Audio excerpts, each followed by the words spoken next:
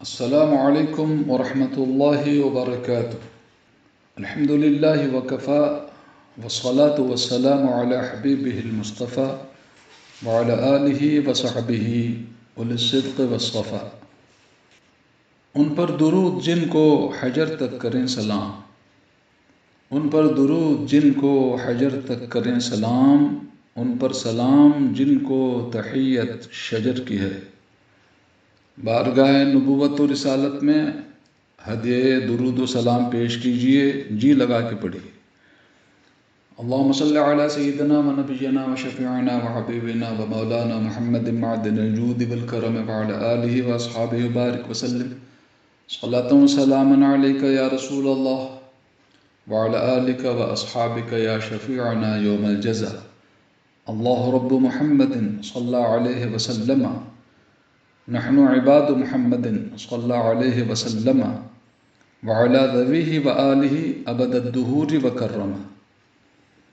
لائق صد عزت و احترام عزیزان اہل سنت، آج جماعت رضائے مصطفیٰ شاخ ممبئی کی جانب سے ممبئی میں آن لائن عرص حضور تاج الشریعہ کا اہتمام کیا گیا ہے، اور یہ میری خوش قسمتی ہے کہ مجھے اس عظیم و شان پروگرام کا حصہ بنایا گیا ہے، اور مجھے سرکار غوث اعظم قطب عالم محبوب سبحانی پیران پیر پیر دستگیر روشن ضمیر سیدنا شیخ عبد القادر جیلانی حسنی حسینی بغدادی رضی اللہ تعالیٰ عنہ کی شان اقدس میں کچھ بیان کرنے کا حکم ہوا ہے۔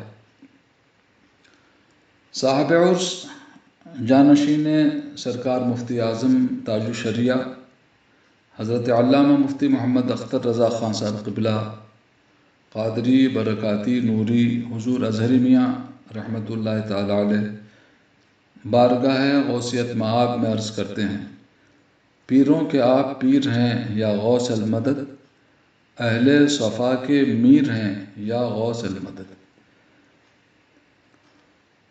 بہجت الاسرار شریف میں سرکار غوث اعظم کا فرمان عالی شان ہے،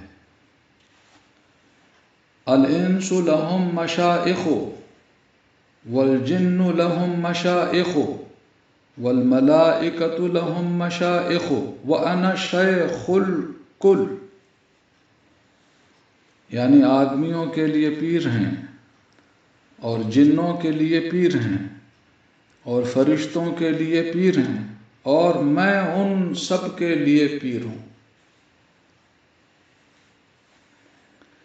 ہمارے آقا ولی نعمت سرکار غوث اعظم ایسے پیران پیر ہیں کہ گزشتہ زمانے کے بلند رتبہ پیروں نے بھی آپ کا ایسا احترام کیا جس کے کہنے سننے سے ایمان میں تازگی آتی ہے۔ یہ روایت بھی بہجت الاسرار شریف میں ہے۔ حضرت علی ہیتی رضی اللہ تعالیٰ عنہ جو بارگاہ سرکار غوث اعظم کے فیض یافتہ بزرگوں میں سے ہیں، وہ فرماتے ہیں، اور آپ کو یہ بھی بتاتا چلوں کہ یہ وہی حضرت علی ہیتی ہیں جن کی عادت کریمہ تھی کہ غوث پاک رضی اللہ تعالیٰ عنہ کی مجلس وعظ میں وہ سب سے آگے بیٹھتے تھے۔ جب غوث پاک رضی اللہ تعالیٰ عنہ نے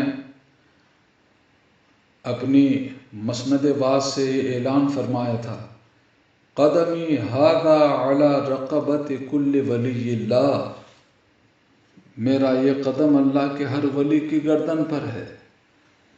غوث پاک کے اس ارشاد مبارک کو سن کر ساری کائنات کے تمام اولیاء کرام نے اپنی اپنی گردنیں جھکا لی تھی۔ ہمارے ہندوستان کے شہنشاہ، ہمارے ہندوستان کے روحانی بادشاہ سلطان الہند عطائے رسول خواجہ خواجگان خواجہ غریب نواز رضی اللہ تعالیٰ عنہ بھی اس وقت خراساں کے مقام پر مجاہدے کی منزل میں تھے، عبادت و ریاضت میں مشغول تھے، وہیں غوث پاک کے اس فرمان کو سن کر اپنی گردن مبارک جھکا لی اور عرض گزار ہوئے، یا شیخ عبد القادر جیلانی بل علی عینی و راسی، یعنی اے حضور غوث پاک، آپ کا قدم پاک نہ صرف میری گردن پر ہے بلکہ آپ کا قدم پاک میری آنکھوں پر ہے، میرے سر پر ہے۔ حضرت علی ہیتی رضی اللہ تعالیٰ عنہ کو چانس مل گیا کہ وہ قریب ہی بیٹھے ہوئے تھے، انہوں نے ارشاد غوث اعظم کو سن کر غوث اعظم کا قدم پاک پکڑ ہی لیا اور عرض کرنے لگے، حضور خدا را قدم پاک میری گردن پر رکھ دیجئے تاکہ ظاہر سے بھی یہ معلوم ہو جائے کہ واقعی آپ کا قدم پاک میری گردن پر بھی ہے۔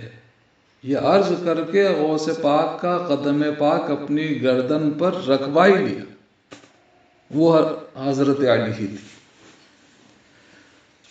وہ فرماتے ہیں کہ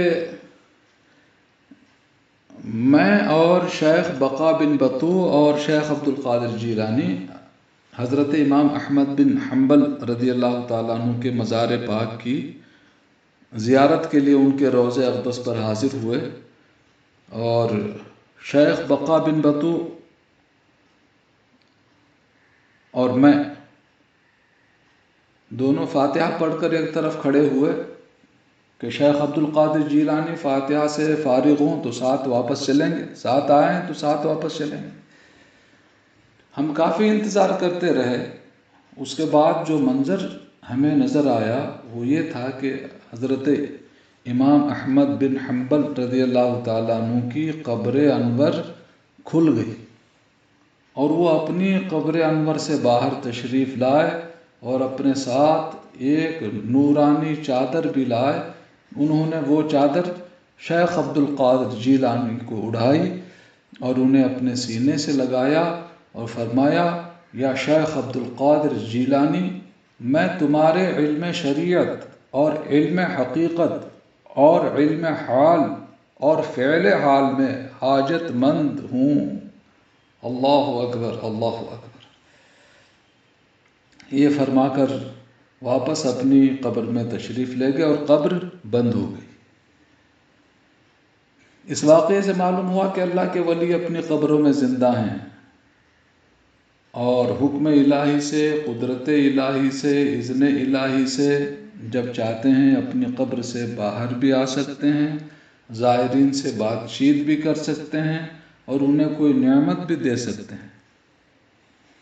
اور یہ بھی معلوم ہوا کہ ہمارے آقا ولی نعمت سرکار غوث اعظم کی بڑی شان ہے کہ گزرے ہوئے زمانے کے بلند رتبہ امام اور بزرگ بھی آپ کا احترام کرتے ہیں۔ سید اعلیٰ حضرت بارگاہ غوثیت مآب میں عرض کرتے ہیں، جو ولی قبل تھے یا بعد ہوئے یا ہوں گے، سب ادب رکھتے ہیں دل میں میرے آقا تیرا۔ اور حضور تاج الشریعہ بارگاہ غوث اعظم میں استغاثہ پیش کرتے ہیں، پیروں کے آپ پیر ہیں یا غوث المدد۔ سرکار غوث اعظم سے استغاثہ کرنے یعنی مدد مانگنے کی یہ شان ہے۔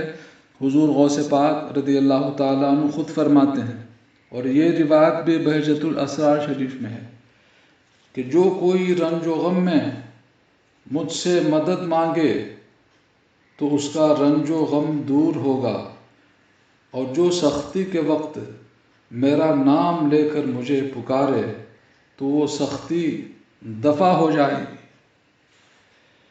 مگر وہابی اس بات کو سن کر بھڑک اٹھے گا اور یہی بکے گا کہ ارے کیا غوث پاک اللہ سے بڑے ہیں؟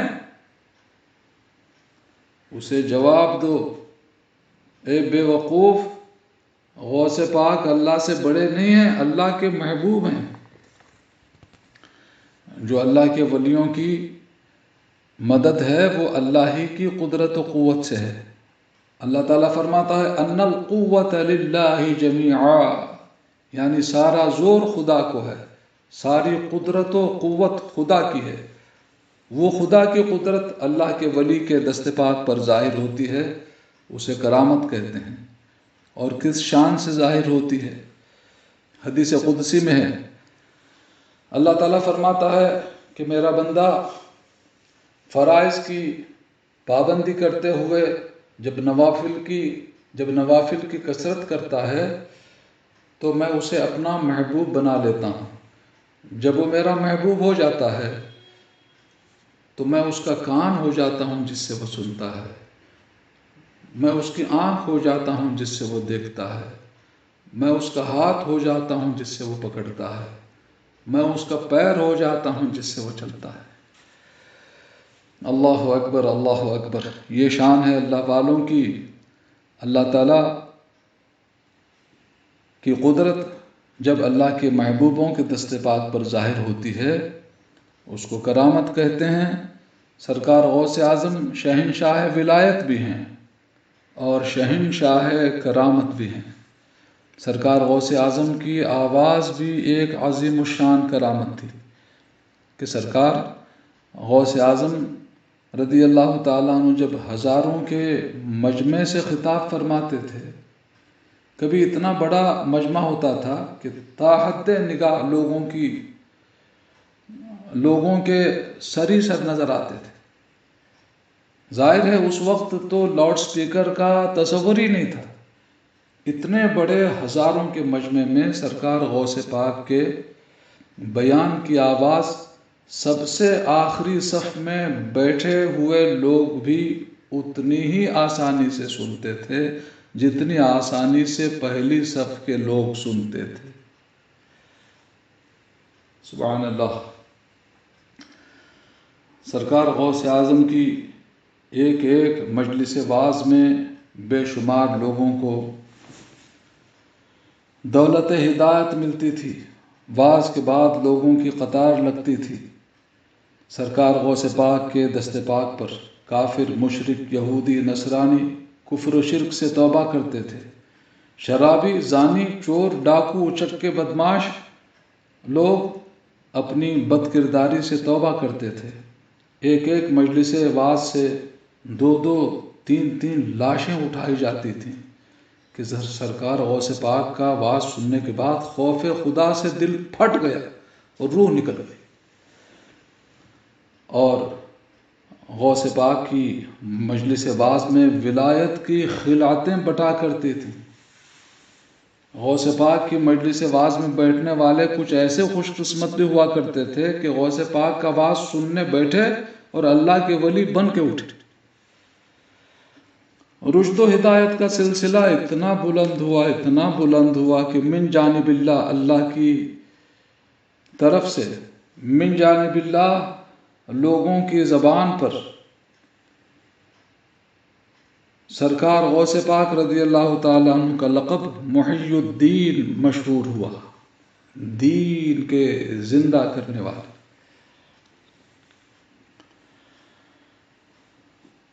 یہ ہماری خوش قسمتی ہے، خوش نصیبی ہے کہ ہمیں ان کی نسبت اور غلامی حاصل ہے۔ الحمدللہ یہ بات ہمارے ایمان کی حفاظت کی ضمانت ہے۔ جس کے دل میں سرکار غوث پاک کی سچی محبت ہے اس کے ایمان کو کوئی خطرہ نہیں ہے۔ یہ انہی کا فیضان و کرم ہے کہ ہمیں رہبری کے لیے حضور تاج الشریعہ ملے، جنہوں نے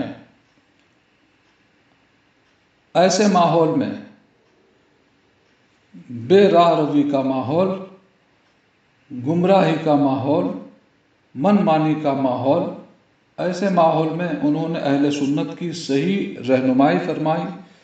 ساری عمر انہوں نے امت مسلمہ کو یہ پیغام دیا، داغ عشق نبی لے چلو قبر میں، ہے چراغ لحد روشنی کے لیے، مسلک اعلیٰ حضرت پہ قائم رہو، زندگی دی گئی ہے اسی کے لیے۔ اللہ اپنے حبیب محبوب کے صدقے ہمیں اس پیغام اور نصیحت و وصیت پر صحیح معنی میں عمل کرنے کی توفیق بخشے، ہماری مسجدوں کی، مدرسوں کی، خانقاہوں کی بندشوں کو کھول دے۔ اللہ مسجدوں کی رونق کو بحال فرما دے، سارے عالم کے مسلمانوں کی ایمان و جان و مال و عزت و آبرو کی غیب سے حفاظت فرمائے، اور مدینہ منورہ میں ہمارا خاتمہ بالخیر فرمائے۔ آمین بجاہ النبی الامین علیہ افضل الصلاۃ والتسلیم۔ رب اغفر لی وتب علی انک انت التواب الرحیم۔ لا الہ الا اللہ محمد رسول اللہ صلی اللہ تعالی علیہ وسلم۔ سبحان ربک رب العزة عما یصفون وسلام علی المرسلین والحمد للہ رب العالمین۔